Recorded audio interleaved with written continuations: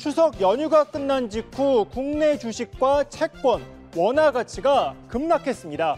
미국의 국채 금리 급등 등 대외 여건 불확성이 커졌기 때문인데요. 3부 맥집기 오늘은 동반 급락의 배경과 앞으로의 전망을 알아보겠습니다.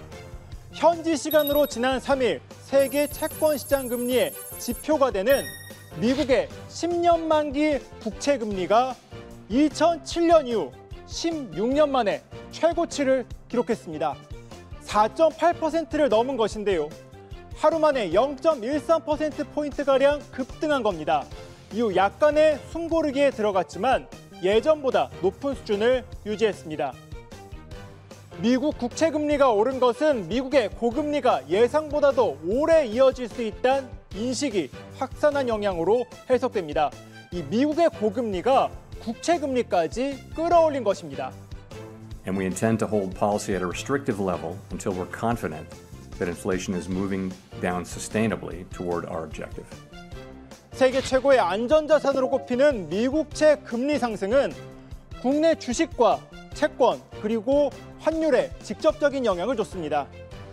안전한 미국채가 이자도 많이 주다 보니 세계 자본이 쏠릴 수밖에 없겠죠. 반면 미국채보다 안전성, 수익률에서 차이를 보이는 국내 주식에선 돈이 빠져나갔고 달러도 귀해지면서 원화 가치도 급락했습니다. 지난 수요일의 경우 코스피는 개장 직후부터 급락하기 시작했는데요. 연휴 직전보다 2.4% 넘게 하락하면서 2,400선이 위협받기도 했습니다. 지금 재정 부분에서 문제가 등장했다라는 거예요. 오히려 시간적인 측면에서만 놓고 보면은 상당 기간 이런 금리 상승 압력이 계속될 수 있다라는 거예요. 미국의 고금리 영향은 이제 시작이란 전망이 나옵니다. 정부의 긴장도 높아질 수밖에 없는데요. 추경호 부총리 겸 기획재정부 장관은 한층 더 높은 경계심을 갖고 모니터링을 강화할 것이라고 말했습니다.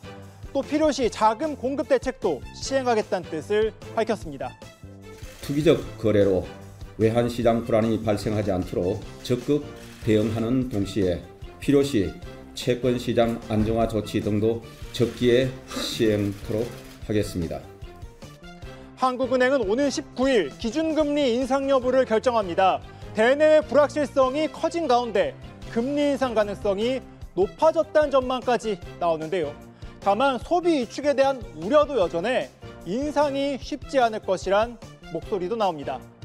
지금까지 3분 맥집기였습니다.